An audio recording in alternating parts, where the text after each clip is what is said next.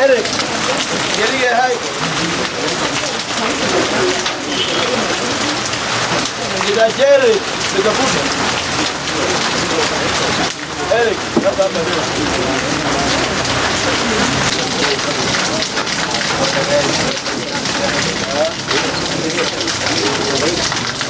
thank you, son. Very Muslim, yes, madam. Bibiri, geliye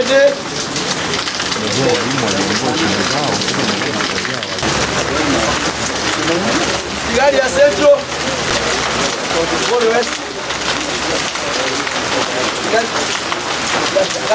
One thing I want to affirm is that our exam has not leaked, because an examination leakage is where people get exposure to the exam maybe a day or two early.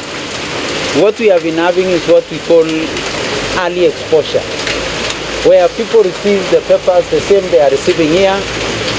Once they are in school, as they distribute to the students, somebody takes a photo of the paper that already has been opened. That one is not a leakage, it is an early exposure. And this year, we totally changed strategy in our examination, and all our exams are personalized. Each exam is to an individual. So when a student allows their paper to be, a photo to be taken of their paper, then that paper is traced to an individual.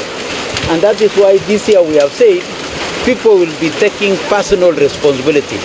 We shall not be condemning an examination center or whole school, or we are not condemning a whole, if we have 20 invigilators and one of them was careless, then we shall deal with the individual. If it is about the center manager, then we deal with that center manager, because the responsibility is personal. It is not a shared one.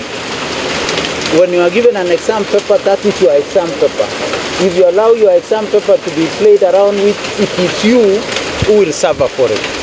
And I'm very grateful with our colleagues from Teachers Service Commission, because they have been very fast. Where we need to change the center manager, they have been very quick in doing it. Where we need to take away all the personnel in an examination center, they have done that. So our multi-agency team has worked very well. From the Ngao team led by the county commissioners, deputy county commissioners, our regional commissioners, the security team again led by the same team through the county, sub-county security committees. Our colleagues in the Ministry of ICT have done a very good job in dealing with the cyber crime. So we have had quite a good run. We've been doing examination for quite some time, but I can say with a lot of confidence, this year's exam has been handled in the best way that we could do it. On grade 9, we did this in two phases. There was phase 1, which we did 3,500 classrooms. Those ones are all 100% ready. We have been commissioning. I commissioned more than 10 yesterday.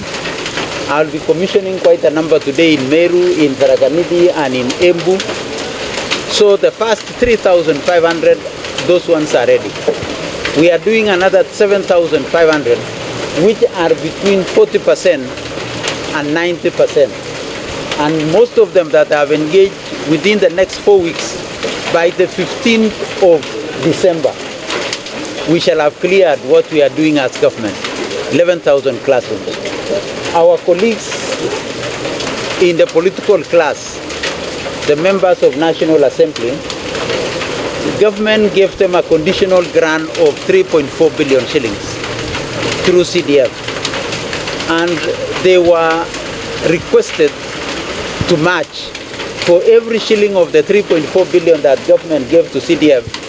CDF was to give another 3.4 billion shillings, so that in total our MPs is handling another 6.8 billion shillings, which will do for us another 7,000 classrooms. Plus our 11,000 classrooms, we intend to have done 18,000 classrooms before January. We have also engaged with some of our partners, and we have another 2 billion shillings, which we shall use to do another 2,000 classrooms. And we are saying that we know in January there might be 1 or 2, 3, a few schools which may have been missed out for one reason or the other. And these 2,000 classrooms will be able to handle any cases that may arise in January. You know, also sometimes people do migrate, sometimes children and parents change schools. A school may receive another additional 50 kids in grade 9 who are not there in grade 7, in grade 8. So these are cases that we shall be able to handle as we go into January.